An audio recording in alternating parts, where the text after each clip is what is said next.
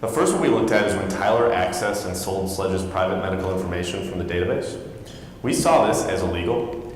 This was illegal in a few different instances. So first, he broke HIPAA compliance laws, which said that he shouldn't have access to that information because Sledge is not his primary patient. He went beyond the scope of his job and acted with intent. So this did shift the liability from the hospital off the hospital onto Tyler. And when he sold Sledge's information to the national rag, he disclosed it, which is also illegal on HIPAA compliance laws as a separate issue with disclosure. The second was that the hospital information was very readily available to all the other healthcare professionals. We saw this as unethical, but not necessarily illegal. So within a hospital system, especially a large one such as advanced care hospitals, a lot of different people have to have access to this information, such as the government, healthcare providers, people funding the care, and other medical professionals, such as in emergency instances. So there is a reason beyond, there's a reason for other healthcare professionals to have access to this data. That doesn't necessarily mean it's ethical. There should be more proper safeguards taken place, especially in a hospital as large as advanced care hospitals. The next issue we saw was when the national rag bought and published the information from Tyler. This in itself is unethical, but not illegal. So what we tried to do is we tried to compare this to another case. So we looked at another case that the Supreme Court ruled as a reason of free speech, where it was called Bartnicki v. Vopper, where Vopper was a radio talk show host that received illegal information about Bartnicki. The information itself, the Supreme Court ruled, was within Vopper's First Amendment right to be able to publish and be able to have access to the information because they weren't the ones that illegally obtained it. Tyler was the one who illegally obtained the information, so he's the one where the legal issues fall on, but it is unethical from the national rag to be able to do something like this. The fourth incident we looked at within this case was when Tyler disclosed the information to D. Harrington. Once again, like Daniel stated earlier and what's stated in the HIPAA compliance laws is because Tyler was not his primary medical care physician, he had no reason to be able to access this information. He had no reason to see it. He had no reason to know about it. So the fact that he accessed it and disclosed it to D. Harrington was illegal on his aspect, but not on D's, because D wasn't the one that seeked out the information and D did not act with intent.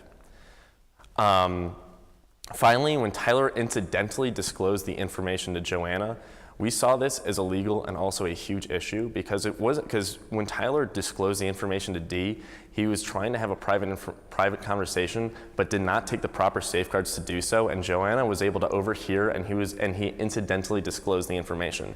That means it wasn't a private conversation, and other medical professionals could hear. So the doctors in the hospital might not know that this is a very serious legal issue with incidental disclosure, and it's a very serious part of the HIPAA compliance laws.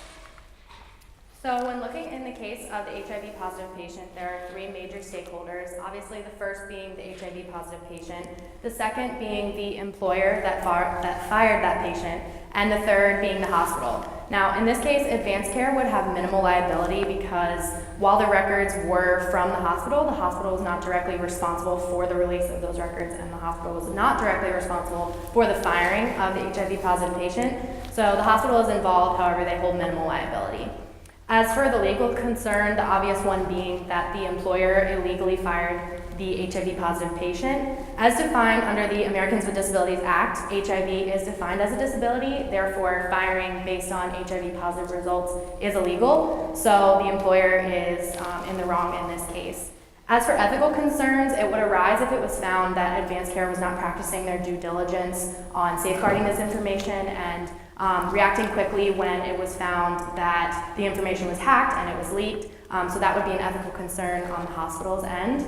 Some most likely outcomes, obviously the patient did sue the hospital as well as the employer. The courts would most likely rule in favor of the hospital just because the hospital does have minimal liability in this case and they were not directly responsible for the firing. In the case of the patient versus the employer, the courts would most likely rule against the employer because the employer did illegally fire that HIV positive patient.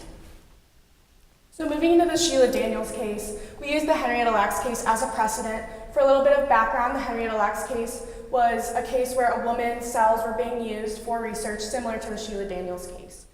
For this case, the stakeholders are Miss Daniels, whose cells were being used for research, Dr. Kildare and Dr. Casey, who were the researchers who were using the cells, and finally Advanced Care Hospitals as a result of them being the employer of the hospital.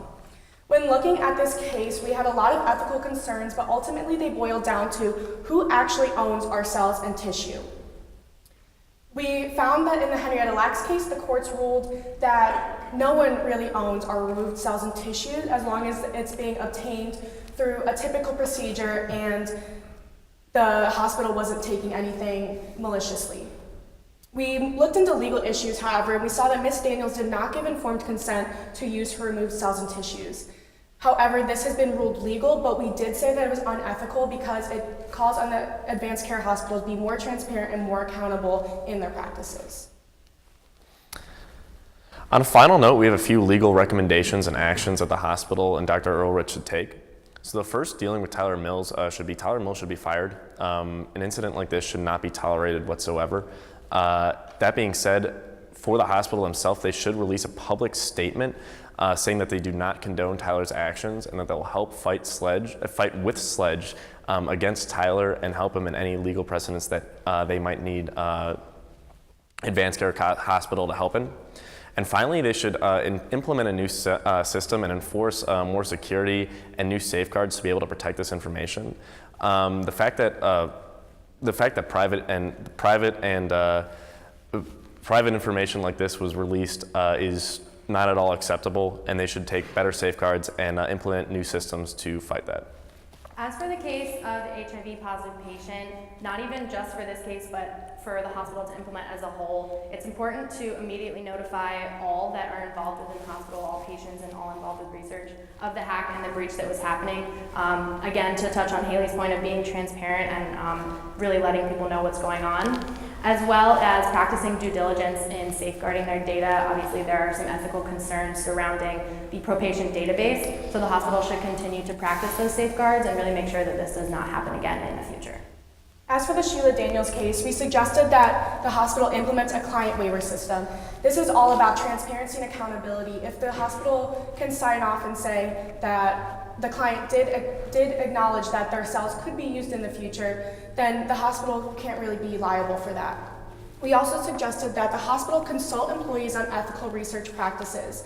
This is a typical leadership technique where the leaders guide their employees in the future so that they can really control what they want to happen in their business. So thank you so much for taking the time to listen to us today. Feel free to answer any questions you guys might have. You have now 10 minutes for questions and answers. So thank you for the presentation. Appreciate it. A lot of recommendations to think about. I just have a question. When we're talking about the pro-patient database, and you indicated that having the information available to other health professionals is unethical. Obviously, the information isn't available to other health professionals just to peruse. It's to help save lives and help make people better. And if we're not making this information available to health professionals, there's the possibility that thousands of people's health care is less than adequate or less than what it could be. So I'm wondering if you can expand a little bit on your thoughts that having this info available to other health professionals for the purpose of caring for human beings is unethical. That's a perfectly good question. We're not trying to hint at that. What we're trying to say is that the information should be sorted out so specific healthcare professionals can access it. So, for instance, a lot of other hospitals, a lot of big hospitals such as university hospitals in Cleveland implement coding systems such as ICD-10. So when people are coding medical information to send back and forth to insurance professionals, they're able to properly get that and properly have that systemized. Within there's very special organized systems that have encryption systems that are available, so the primary healthcare professional has access to it and has a password to his patient, and other healthcare professionals such as nurses aren't able to access that. But in an emergency instance, they can easily log on and have very easy mobile access and other ways for them to just be able to sign on and quickly be able to send that off. The information would be accessible to government officials, to emergency medical officials, on-staff surgeons, and as well as insurance providers and other individuals, like we said earlier, that would need to be able to see that information. So if I got you right, this is about controlling the system, not just and looking through the system for access, who should have appropriate access to information, rather than a broad sweeping, if it's not your patient, it's not information for you to access in an unethical. Exactly. Is that right? Yeah, okay. Exactly. And there's a lot of systems that are actually currently in place in hospitals that have something like you just said, and that's what we're trying to hint that advanced care hospitals should implement. Okay, thank you. Yep. So I'd like to actually build on that I like that last answer to the question, because it talked a little bit more about the organization's responsibility in these different scenarios. So I appreciated the organized and structured way you walked through each case and the conclusions you reach, and then some of the recommendations at the end. But for me, as I think about this case, I'd like you to comment on whether the organization has a higher level of responsibility. It's not a lot of information in the case, but there doesn't seem there's a lot of urgency overall. Should they be able to foresee that? Have they done due diligence on the security system? That solution you just talked about with passwords, it seems like that it was too easy to hack into the system. So even though they may not have legal liability, as an organization and a leadership team, what are your comments about how they should be thinking about foreseeable breaches or other uses of information in an inappropriate way, given the sensitive nature of the information and how negative the consequences could be if it got out? Is it a failure of leadership that these things happened, even if it wasn't illegal? That depends on how you're looking at it and which scope of the case you're looking at. Obviously, there's some form of failure within the leadership of the organization, especially when it comes down to like a medical administrative standpoint. So should we fire Dr. Ehrlich? Should he have been a better leader in foreseeing? I don't think it was an individual person's fault. I think it was a lack of accountability and a lack of transparency throughout the whole hospital and throughout the administrative team of the hospital. A lot of the problems the hospital really, or Dr. Ehrlich in particular, couldn't really foresee. You can't foresee that your employees are just going to take someone else's information. You can't really foresee that your database is going to get leaked, even though it's not a very reliable database. We think that it's the responsibility of the hospital, and they definitely have a lot of future improvements to make from this case.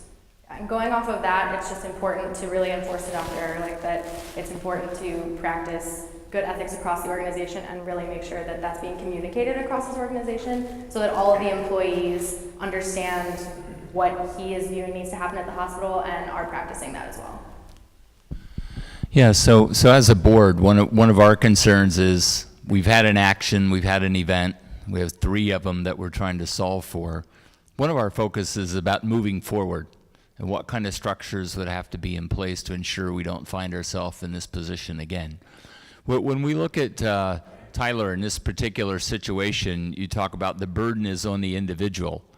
And I would ask you, what would need to be put in the organizational structures to ensure that when we fire and then replace, based on your recommendations, we wouldn't have that result again? What would we do differently than what we've done possibly up to this point? Or maybe this was just an erred employee and we have everything in place, but we want to make real sure we've got appropriate standards ready for moving forward. Thank you.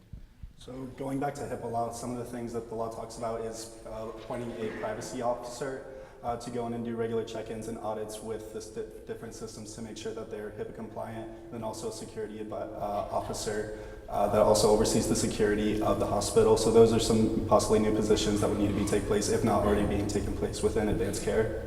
And going off of that, Oh, please go ahead. Going off of that as well, especially for new employees that are being hired, and as a result of this, making sure that there's training going on, that the employees really understand what's being asked of them and what they're going to be responsible for, especially for the new hires, and really enforcing those ethics from the beginning.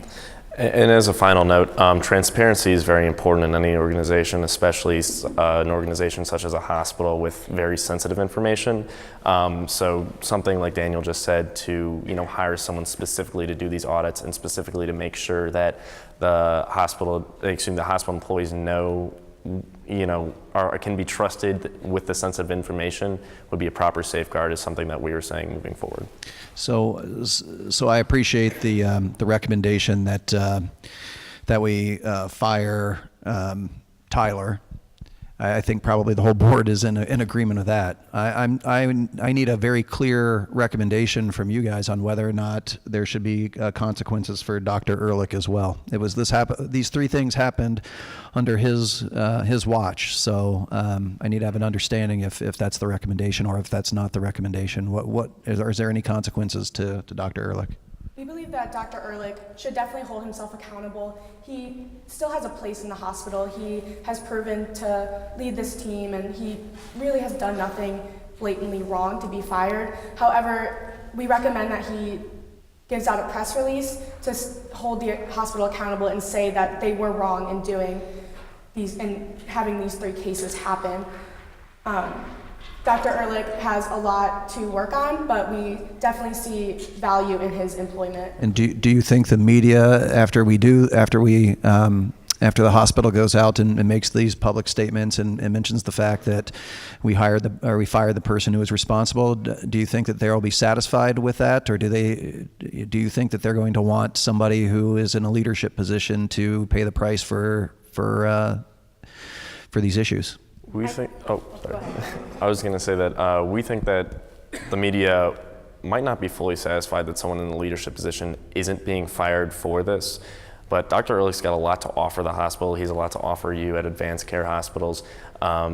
As an organizational standpoint, especially implementing a new leader, maybe having a little bit of social stigma might not be worse than firing one of your top administrators. And that's when you got to look at the two instances, because hiring a brand new administrator, especially someone in such as a high up position as Dr. Ehrlich, could take a long time to train, could take a long time to implement these new solutions. And if something even worse goes on, then you're looking at a way larger liability between another instance, something like this happening.